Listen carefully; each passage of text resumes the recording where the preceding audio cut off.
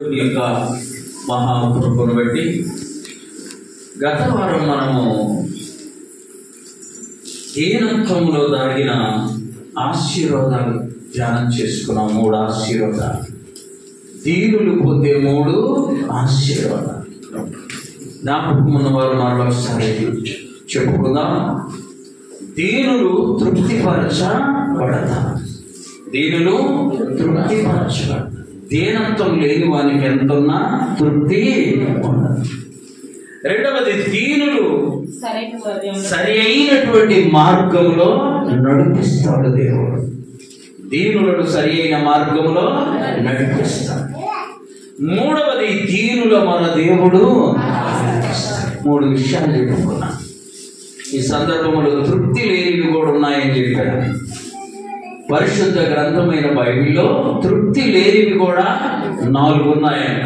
ఒకటి పాతాళము. చూసారా? పాతాళానికి తృప్తి. చూడండి, ఎంతమంది సాతాను దేశపాదులు వేస్తున్నా ఇంకా చాలు అని పాతాళము. రెండవది, అగ్ని. నువ్వు ఎన్ని కట్టెలేసినా చెప్పాలి, కాలుతూనే ఉంటుంది. ఇంకా చాలే ఈ పొలాలు సరిపోతాయని అననే చాలును అనని, నీరు చాలును అనని భూమి అంటారు. భూమి మీద ఎంత నీళ్లు పడుతున్నా ఏమైపోతుంది? పీల్చేసుకుంటుంది. కనని గర్భం. పిల్లలు లేని వారికి తెలుసా బాధ ఏంటో, ఎంత కష్టపడతారో, ఎంత ప్రయాసపడతారో బిడ్డల కొరకు.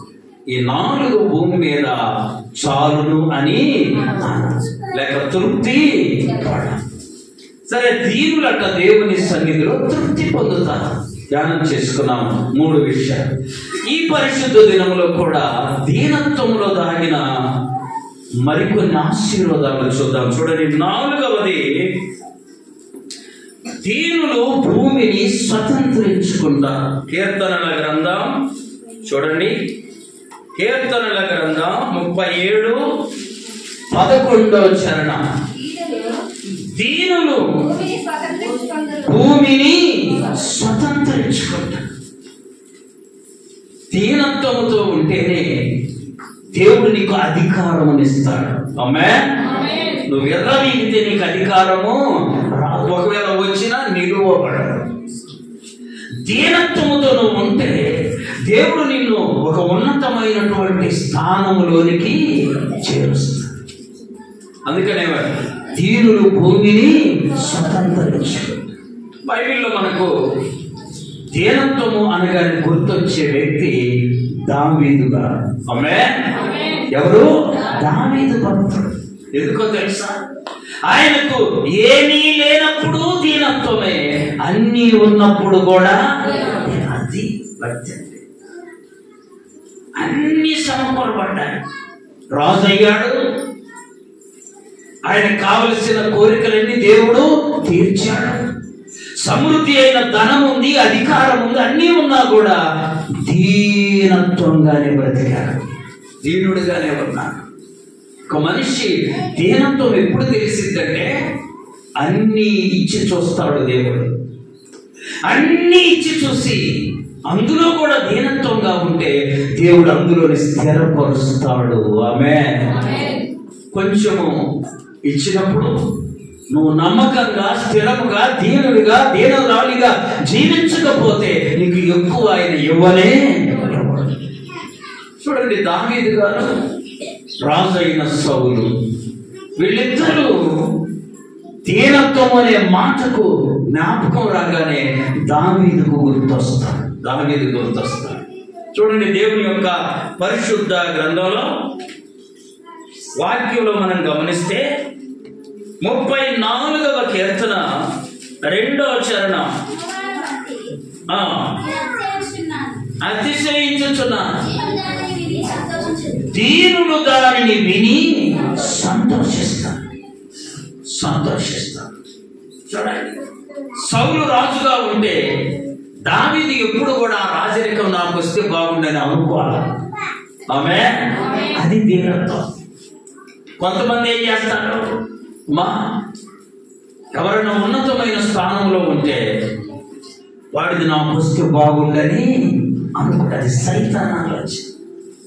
వాని జన్మలో ఆ స్థాయిలోనికి వెళ్ళనే. ఎలాగో తెలుసా, పెయింట్ కొట్టడానికి ఒక నలుగురు వస్తే మా ఇంటికి పెయింట్ కొడుతూ వాళ్ళు మాట్లాడుకుంటున్నారు. ఏమైనా తెలుసా, ఏం చేయాలనుకుంటున్నావా? ఈ పెయింట్ కొట్టి డబ్బులు సంపాదించి ఇల్లు కట్టాలంట. ఎవరు పెయింట్ కొట్టి?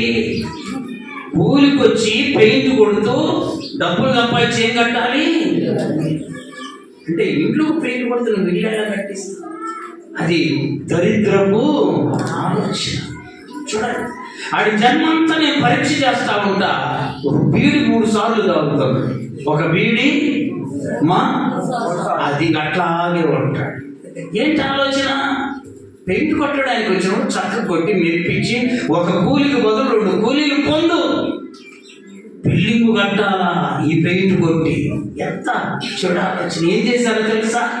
ఈ పెయింట్ డబ్బాలో తీసుకెళ్ళేది, మగ్గిలో పోసేది, తొందరగా అక్కడ కొట్టినట్టు చేసేది, మళ్ళా ఈ డబ్బా కొనుక్కొచ్చుకునేది.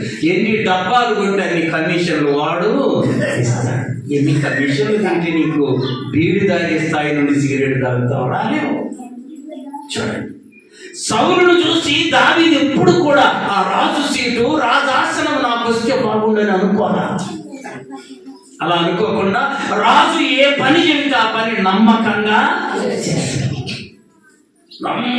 చేసుకొచ్చావు. బైబిల్లో ఆ మాట రాయబడింది. ఏమన్నా తెలుసా?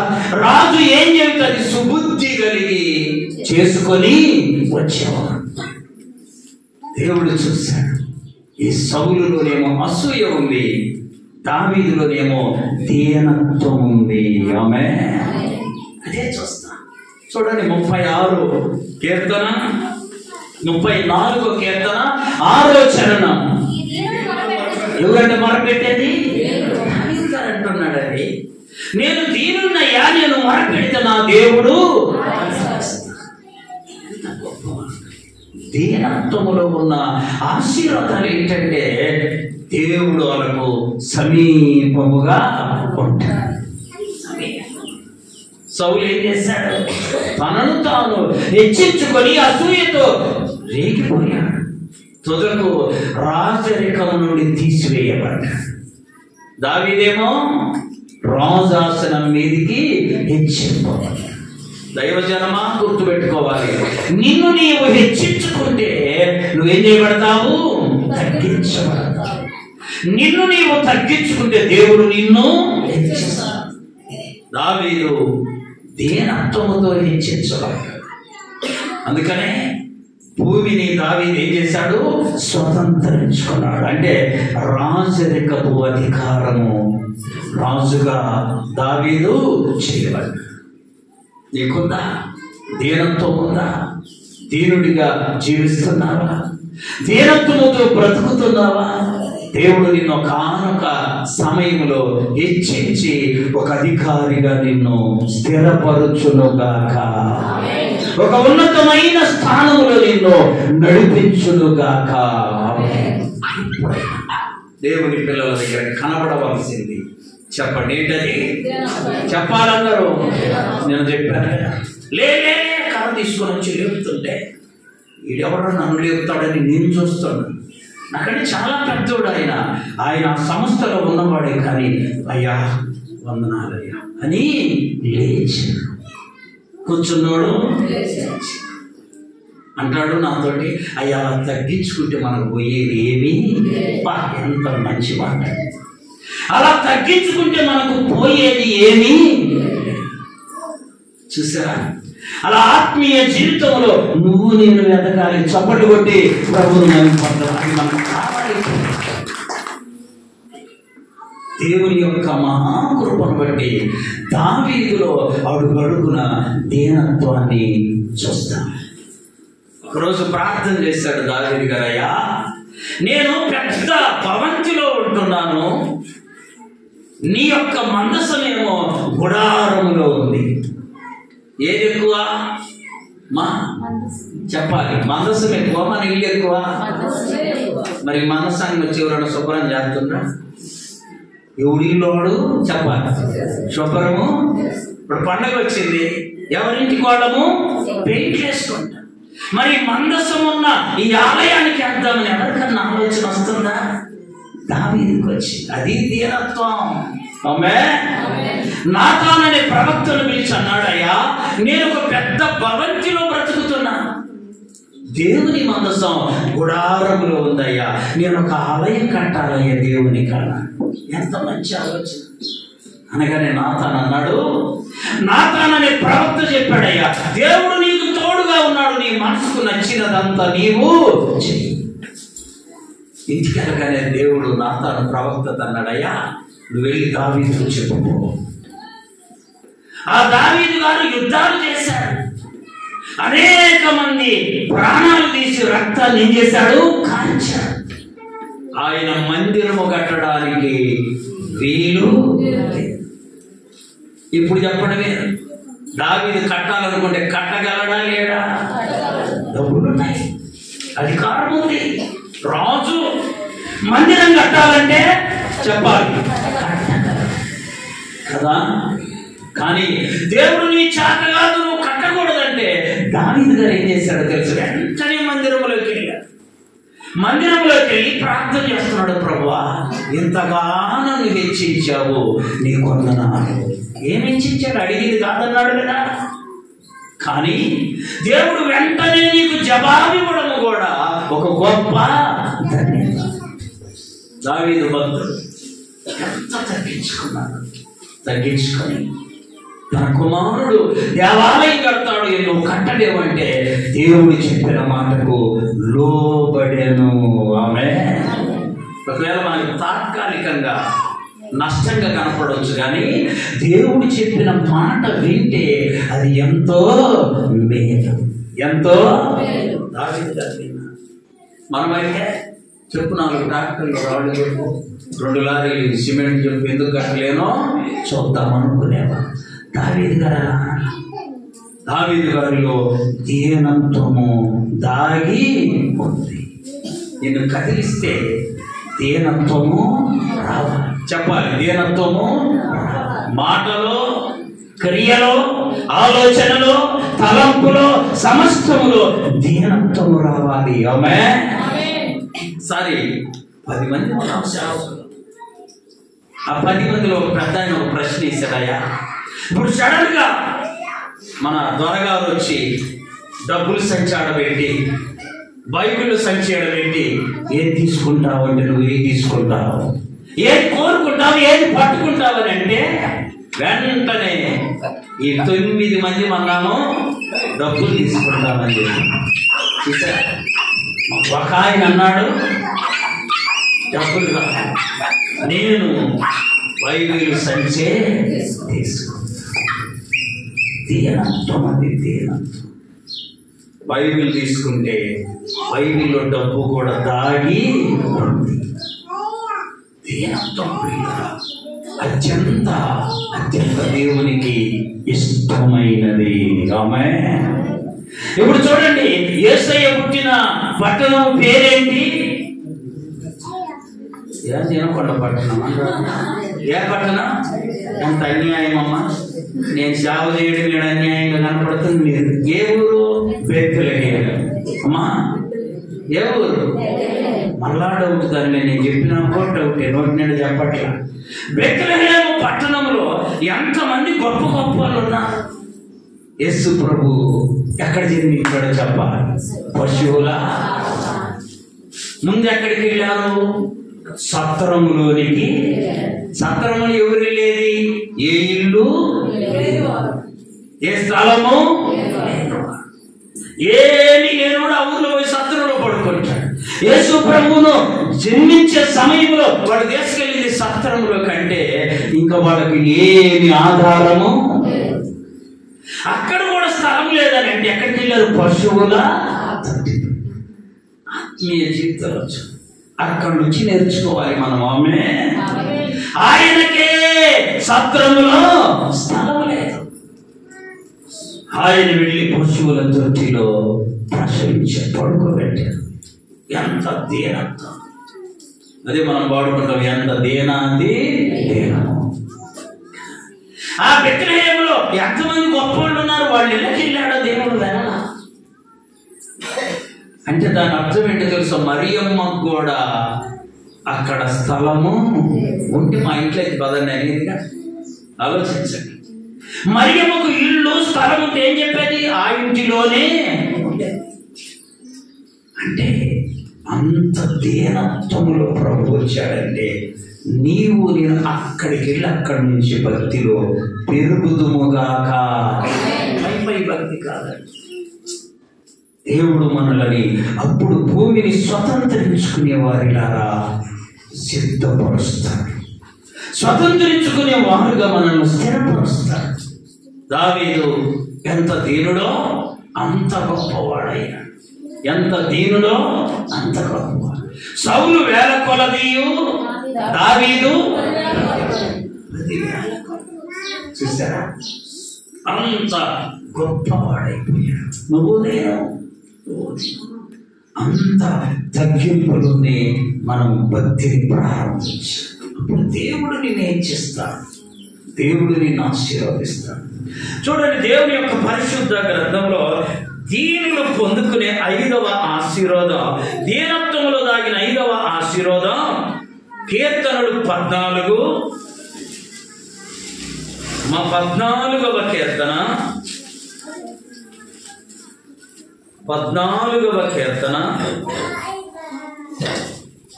3:6.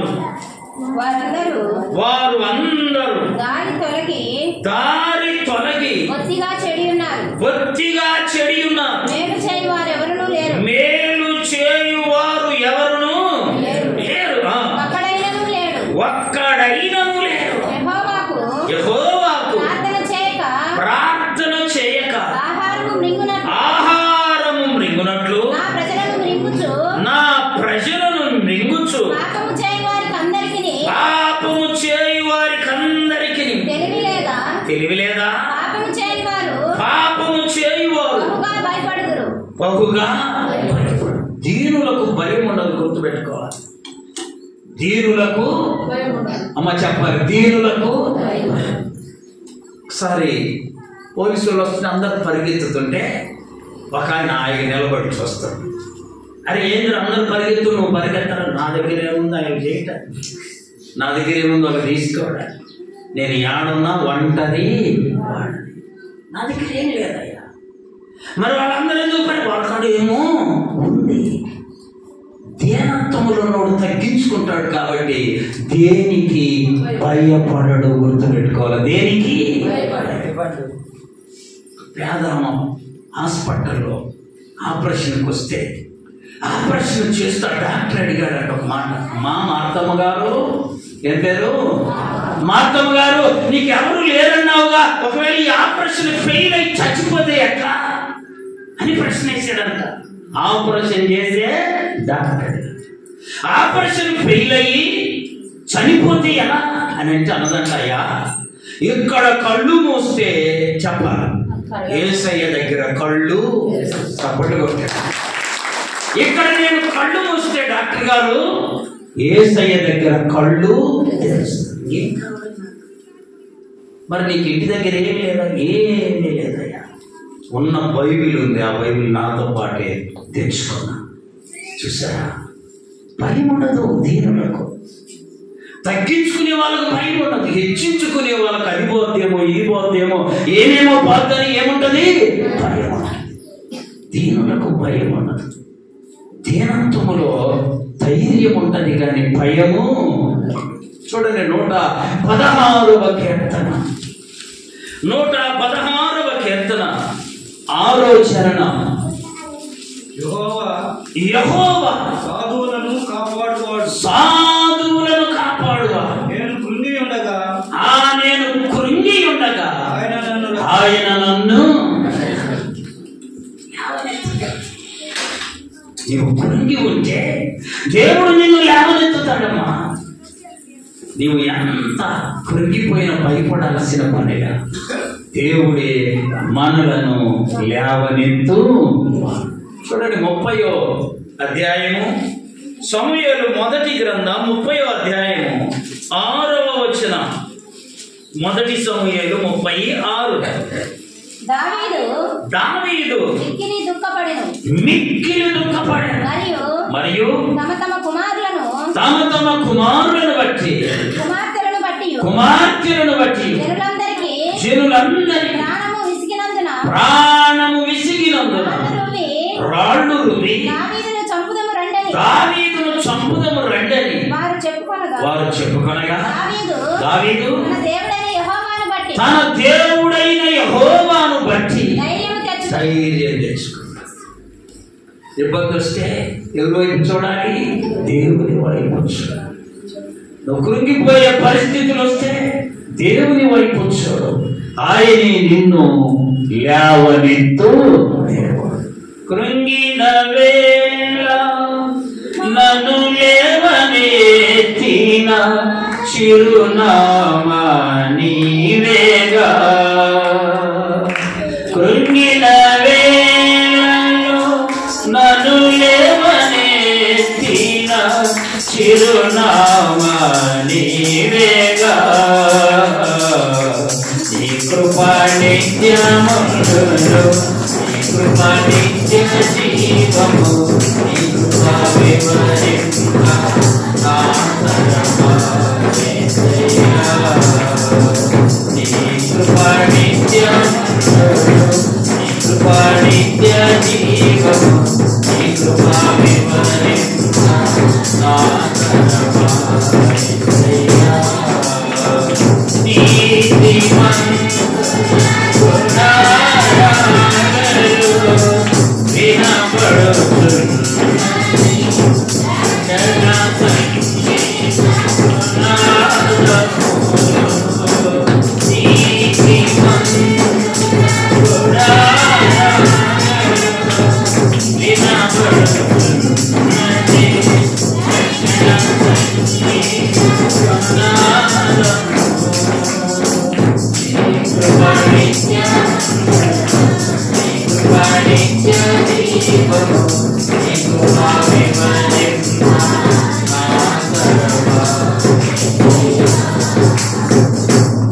ప్రభు కృపను బట్టి మనం అనేక మంది బలపరచబడాలి. అన్ని ఇబ్బందులు చుట్టుముట్టినా నువ్వేం ఆలోచించాలో తెలుసా? ప్రభు ఉన్నాడు అంటే చాలు. ప్రభు నాతో ఉన్నాడు, నా పక్షాన ఉన్నాడు చాలు. ఇది ప్రభువును బట్టి ధైర్యపరచబడ్డ, ప్రభువును బట్టి ధైర్యం తెచ్చుకోవడం. దావీదు అలాంటి స్థితి గుండా కూడా నడిచాడు. చూడండి, దీనులు పొందుకునే 6వ ఆశీర్వాదం 149వ కీర్తన 149వ కీర్తన 4వ చరణం. యెహోవా తన ప్రజలందు ప్రీతి గలవాడు, ఆయన దీనులను రక్షణతో అలంకరిస్తాడు. మనకు అలంకరణ ఏది చెప్పాలి? రక్షణే మనకు అలంకరణ. రక్షణ మనకు అలంకారంగా ఉండాలి. ప్రార్థన జీవితం కలిగి ఉన్న స్త్రీ అయినా పురుషుడైనా అలంకారం ఏదంటే రక్షింపబడుట. రక్షణ భాగ్యాన్ని మనం పొందుకున్న విధానమును బట్టి మనం అలంకరించబడాలి. చాలా మాటలు చెప్పే మళ్ళీ చెప్తున్నాను వినండి. ఒకసారి గుంటూరులో పెద్ద మీటింగులండి, 3 దినాలు గుంటూరులో. ఆ పెద్ద మీటింగులో 3వ రోజు అంటే చివరి రోజు సేవకుడు పలానా వచ్చి ప్రార్థన చేస్తుంది అని అనౌన్స్ చేశాడు. మైకులో పిలిచారు. ఆమె ప్రార్థన చేయడానికి లేవగానే బహు పేదన, డ్రెస్ చూస్తే ఏమనిపిస్తుంది? బహు పేదనంగా. అందరం అనుకున్నాము, ఏంది ఇంత పెద్ద మీటింగ్ లో ప్రార్థన చేయడానికి ఎట్లాంటి పిలిచాడు ఏందా అని అనుకున్నాం. అందరం చూసిన వాళ్ళందరూ. ఎందుకంటే ఆమె ధరించిన వస్త్రాలు అలా కనపడ్డాయి. చినిగిపోతే కుట్టుకోను, చినిగిపోతే తన చీరను జాగ్రత్త కుట్టుకోవాలి కనపడుతుంది. ఏంటి ఇంత పెద్ద మీటింగ్ ఏదైంది ఇలాంటి వాళ్ళు అనుకున్నామన్నారు. వెళ్ళింది, స్టేజ్ ఎక్కింది, మైకు తీసుకుంటే మా అందరి శరీరాల చెమట్లు బట్టి కదిలించబడ్డాయి. చప్పటి కొట్టి ప్రభువా ఎంత భద్రంగా ప్రార్థన చేస్తాడు. ఎంత అద్భుతంగా ప్రార్థన. ప్రభువా, వేకోజాము నాకు చెప్పావయ్యా ఇక్కడ నువ్వు ప్రార్థన చేయాలని. ఆమేన్. నన్ను సిద్ధపరిచావయ్యా, నన్ను నువ్వు పిలుస్తానని చెప్పావయ్యా, ఇప్పుడు నీ సేవకునితో నన్ను పిలిచావు. నా ప్రార్థన నీ పరిశుద్ధాత్మ వర్షము కురియునట్లు వీళ్ళందరి మీద కురుస్తుంది. మా మీద, మా మట్టుకు మేము కూర్చున్నాము. అందరూ ఎంత కదిలించబడ్డానా ప్రార్థనగా చేస్తుందంటే అర్థం ఏంటో తెలుసా? ఆమెకు ప్రార్థన అలంకారముగా ఉంది. ఆమె వస్త్రాలు కాదు, అలంకారం. చెప్పండి ఏంటిది? 10 నిమిషాలు చేసిందండి. అద్భుతమైన ప్రార్థన, మహా అద్భుతమైన ప్రార్థన. నేను ఎప్పుడు వినలా ఆ మాటలు, ఆ ప్రార్థన నా జీవితంలో ఎప్పుడూ నేను చేయాలన్నా రావాలి. అద్భుతమైన మాటలు వచించి పరిశుద్ధాత్మ దేవుడు దిగి వచ్చాడు, అందరి మీద కుమ్మరించబడ్డాడు. అది ఆమెకు అలంకారముగా దిగొస్తుంటే అందరూ ఆమె చూసి వెళ్ళేటప్పుడు ఏమందరూ ఏంటిరా ఎలాంటి ఆమెను పిలిచాడు అనుకున్నాం. దిగొస్తుంటాము. ఎంత ప్రార్థన! నీ నోటి మాట, నువ్వు చేసే పని, నువ్వు నడిచే నడక సమస్తము కూడా అలంకారముగా ఉండాలి. ఆమె ఎలా ఉండాలి? అది దేవునికి ఘనత, అది దేవునికి మహిమ. గుర్తుపెట్టుకోవాలి, దేవునికి ఘనత తేవడం అంటే అర్థం మనం ఆ రక్షణను అలంకరించుకున్న వారుగా ఉండాలి. అందుకని పత్రికల్లో అపోస్తలుడైన పౌలు గారు అంటాడు, మీరు మంచి మంచి వస్త్రాలు ధరించుకోవడం అవి కాదు మీకు అలంకరణ, సత్ప్రవర్తన మీకు అలంకారముగా ఉండాలి. దేవుని యందు భయభక్తులు మీకు అలంకారముగా ఉండాలి. చూసారా, మనకు అలంకారం ఏంటి? సత్ప్రవర్తన, మంచి ప్రవర్తన, మంచి భక్తి జీవితం. మీ ప్రార్థన జీవితం అలంకారముగా ఉండాలి. చూసారా, టిఎల్ ఆస్బర్న్ అనే గొప్ప దైవజనుడు దక్షిణాఫ్రికాకు వెళ్ళాలని ప్రార్థన చేస్తూ ఉంటే దేవుడు అన్నాడటయ్యా, అక్కడ మహామొండి వారు ఉన్నారయ్యా, ఆ మొండి వారు అంత త్వరగా మారేటట్లేరు, నీకేమో వృద్ధాప్యం వచ్చింది అనగా నేను చెప్పాడట, వారు నన్ను ఏం చేయమంట? అలాంటి మొండి వారికి నేను వాక్యం చెప్పాలని ఆశ ఉంది, వాళ్ళనే నీ యొద్దకు నడిపించాలని నన్ను ఏం చేయమంట? దేవుడు చెప్పాడట, ప్రార్థన చేయి. ఏం చేయాలి? ప్రార్థన చేయి. దేవుడు సెలవిచ్చాడట, నీ ప్రార్థన గాలిలో కలిసి, ప్రార్థన ఎక్కడ కలుస్తుంది? గాలిలో కలిసి వాళ్ళు పీల్చుకుంటే ఆ గాలి వాళ్ళ లోపలికి వెళితే దాని ద్వారా వారిని మారుస్తారు. చప్పట్లు కొట్టి మన ప్రార్థన గాలిలో కలిసి ఆ గాలి ఎవరు పీలిస్తే వారేమవ్వాలి? మారిపోవాలి. చాలయ్యా అని వారి కొరకు దినమునకు గంటల తరబడి ప్రార్థన చేసేవాడు. ఎన్ని గంటలు తెలుసా అండి? 18 గంటలు ప్రార్థన చేసేవాడు. మనం చేయగలమా? దైవజనం ఆలోచించు. ఆయన 90 సంవత్సరాల ప్రాయంలో ఎన్ని గంటలు? 18 గంటలు ప్రార్థన చేసేవాడు. అప్పుడు ఆ ప్రార్థన గాలిలో వెళ్ళి వారు పీల్చుకుంటే వారికి మారు మనస్సు వచ్చింది. మరి ఎన్ని గంటలకు లేచేవాడు? ఎన్ని గంటలు నిద్రపోయేవాడు? ఎన్ని గంటలు భోజనం చేసేవాడు? ఎన్ని గంటలు విశ్రాంతి తీసుకున్నాడు? ఇవన్నీ లేవు ఆయనకి. కేవలము 18 గంటలు రోజుకు ప్రార్థన చేసేవాడు. ఏమా ఆ ప్రార్థన గాలిలో వెళితే అక్కడ అనేక మంది రక్షింపబడ్డారు. నీవు నేను ఉంటున్నానే గృహం, మా జాగ్రత్తగా నువ్వు నేను ఉంటున్నాం కదా ఆ గృహం మన ప్రార్థన గాలితో, శక్తివంతమైన గాలితో నింపబడునుగాక.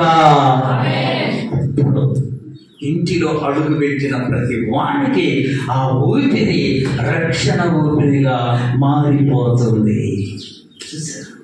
దక్షిణాఫ్రికాలో అనేక మంది దేవుని యొక్క కృపను బట్టి మామూలు మనస్సు పొందాడు.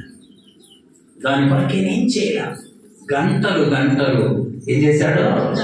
ప్రార్థన కదా. మరి మనకి ఆత్మీయ జీవితంలో ఏముంది? నీకు అలంకారముగా ప్రార్థన ధన్యుడివి ధన్యురాలి, లేక పాటలు పాడడమా ధన్యుడివి ధన్యురాలి, వాక్యం చదవడమా నీవు ధన్యుడివో ధన్యురాలి. ఇవి కాకుండా మీకేవి అలంకరించుకున్నా అవి దేవునికి ఇష్టమైనవి. చూడండి, 7వ దీనత్వంలోని ఆశీర్వాదం మనము ధ్యానం చేసుకున్నాం. 72వ కీర్తన 12వ చరణం. 72వ కీర్తన 12వ చరణం. దరిద్రుడు మొరపెట్టగా అతడు వారిని విడిపించును, దీనులను నిరారపుదారులను అతడు. నువ్వు దీనుడిగా ఉండి ప్రార్థించగలిగి జీవించగలిగితే ప్రభుత్వం నిన్ను ఆయన అనేకమైన ఇబ్బందుల నుండి విడిపించే. 8వ ఆశీర్వాదం చూడండి, దేవుని యొక్క పరిశుద్ధ గ్రంథంలో సామెతల గ్రంథం 3వ అధ్యాయం 34వ వచనం. సామెతలు అపహాసకులను ఆయనను అపహసించును, దీనుని ఎడల. అందరూ చెప్పండి ఆ మాట. దీనుని ఎడల ఆయన.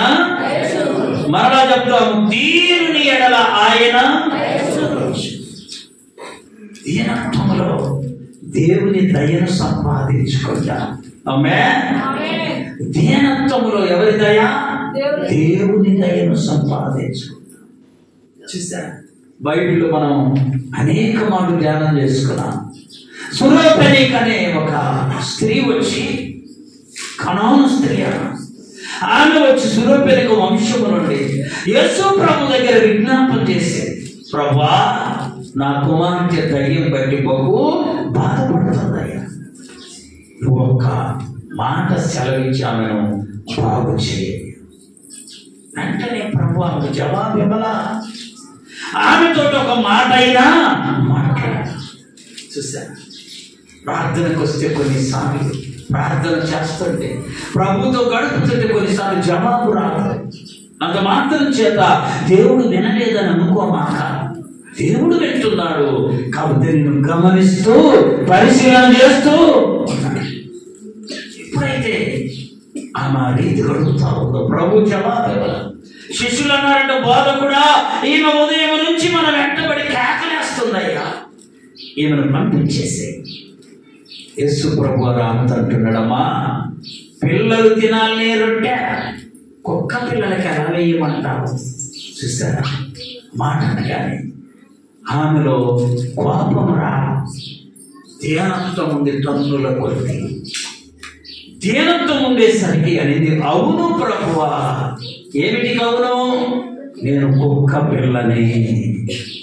ఎంత తగ్గిప్పండి. అవును ప్రభువా, కుక్క పిల్లలు కూడా, పిల్లలు రొట్టె తింటుంటే కింద ముక్కలు పడతాయి కదా బల్ల మీద నుంచి, అవి తీసుకొని తింటాయి కదా. ఎంత తగ్గింపండి, ఎంత దీనత్వం. దేవుడు ఆమె ఎడల ఏం చెప్పాడో తెలుసా? దయా చెప్పాడు. దీనుల ఎడల దయ చూపే దేవుని యొక్క మహాకృపను బట్టి వెంటనే ఆమెతో చెప్పాడమ్మా, నీ కుమార్తె స్వస్థపరచబడి. ఎంత విశ్వాసం! ఒక మాట అంటే మనం తట్టుకోలేమే, ఒక మాటకు మనం ఓర్చుకోలేమే. ఆమెను స్వయంగా ప్రభువే ఏమన్నాడు? కుక్క పిల్లలు. నీ పిల్లలు కుక్క పిల్లలు. పిల్లలు కుక్క పిల్లలైతే తల్లి కూడా చెప్పాలి. మేము ఒక ఇంటికి వెళ్తే కుక్క టీ తీసుకురమ్మన్నాడు. మేమనుకున్నాం కుక్క గట్ట ట్రైనింగ్ ఇచ్చారేమో, ఏం తీసుకొస్తుంది? మామ తీసుకొచ్చి మా ఇల్లు ఒకటి చెవులు ఇంకేందా కుక్క ఏమంటాడు? దీన్ని కుక్క అంట నేను అంటాడు. భార్య అంటే ఏమంటాడు? కుక్క. మరి పిల్లలు చూసారు, వాళ్ళు జాగ్రత్త. దేవుని సన్నిధిలో కొన్నిసార్లు ప్రార్థన చేసినాం. అమ్మా, ఆ కనాను స్త్రీ వలె కొన్నిసార్లు శ్రమలు పోకపోగా ఇంకొంచెం ఎక్కువ అవ్వచ్చు. అయినా ప్రభు విడిచిపెట్టాడు, ప్రభు వదిలిపెట్టాడు. ప్రభు అయితే చూసి నీవు నేను గోజాడగలిగితే ఆయన తప్పక మన ఎడల దయ చూపే. మనం బైబిల్లో చూస్తాం, యోహాను సువార్త 5వ అధ్యాయంలో అక్కడ ఒక ఆయన ఎవరు లేనివాడు, ఎవరు పట్టించుకొని వాడు, ఎవరు ఆదరించని వాడు, ఎవరు చూడని వాడు 38 ఏళ్ల నుండి అక్కడే పడి ఉన్నాడు. ఎవరు వచ్చి ఉంటారో, ఎంతమంది వచ్చి ఉంటారో, ఎంతమంది వెళ్ళిపోయి ఉంటారు, కానీ ఇతను మాత్రం అక్కడే ఉన్నాడు. పోయిన సంవత్సరం చూస్తే అక్కడే ఉన్నాడు. అంతకుముందు సంవత్సరం ఇట్లా ఎన్ని ఏళ్ళు ఉన్నాడో తెలుసా? 38. 5వ వచనంలో ఉంది, చదవండి. అక్కడ 38 ఏళ్ల నుండి వ్యాధి కలిగిన ఒక మనుషుడు యేసు వాడు పడి ఉండుట చూసి వాడు అప్పటికి బహుకాలములో ఆ స్థితిలో ఉన్నాడని అంటే మనం ఏ స్థితిలో ఉన్నది మన దేవుడు ఎరుగును. మనం ఎప్పటి నుంచి పడి ఉన్నది మన దేవుడు ఎరుగును. చూసారండి, మనుషులు ఎవరు అని పట్టించుకుంది కూడా దేవునికి తెలుసు. అందుకే నేరుగా యేసు ప్రభు అతని యొద్దకు వచ్చి ఒక మాట అన్నాడు, అయ్యా నీవు స్వస్థపడా కోరుచున్నావా? ఎవరికి ఉంది అతని ఎడల దయ? ఎవరికి. సహజంగా బంధువులు ఉంటారు ఆయనకి. ఒకవేళ తల్లిదండ్రులు చనిపోవచ్చు అనుకో, బంధువులు ఉంటారా? ఉంటారు. వ్యాధి ఉంది కాబట్టి ఎవడు రాలా. గుర్తుపెట్టుకోవాలి, నీ దగ్గర అనారోగ్యం ఉంటే ఎవరు నీ వద్దకు రారు తెలుసా? వ్యాధిగ్రస్తులని ఎవరు రారు. అదే నువ్వు బాగుంటే నీ దగ్గరికి అందరూ వస్తారు. ఎప్పుడైతే ప్రభు ఆ మాట అడిగాడో ఎంత ఆనందం అతను తన స్థితి అంతా చెబుతున్నాడు. అయ్యా, దేవదూతలు వచ్చి నీటిని కదిలించినప్పుడు అందులోనికి దించుటకు నాకెవరు ఎవరు లేకుండా ఎందుకుంటారు? అదే వాడు కలెక్టర్ అనుకో, చెప్పాలి, వాడు మావాడు, ఈడు మావాడు, ఈడు మా తాతలో ఎప్పుడెప్పుడో వస్తారు. చూసారమ్మా, మానవుని యొక్క ఆలోచన. ప్రభు వెంటనే అతను అన్నాడు, నీవు లేచి నీ పరుపు ఎత్తుకొని ఇంటికి. అంటే మన స్థితి ఎరిగిన దేవుడు మన ఎడల దయ చూపుతాడు. గుర్తుపెట్టుకో అమ్మా, ఈ మాటలు జాగ్రత్తగా విను. నీ కన్నీటిని చూస్తున్న దేవుడు నీ ఎడల దయ చూపుతాడు. నీ ఒంటరిగా విలపించుతుంటే నీ స్థితి ఎరిగిన దేవుడు నీ ఎడల దయ చూపుతాడు. దయ కలిగిన దేవుడు మన దేవుడు, దయ చూపే దేవుడు మన దేవుడు. దయగల హృదయుడవు నీ స్వాస్థ్యము ఎన్నడు ఎడబాయవు.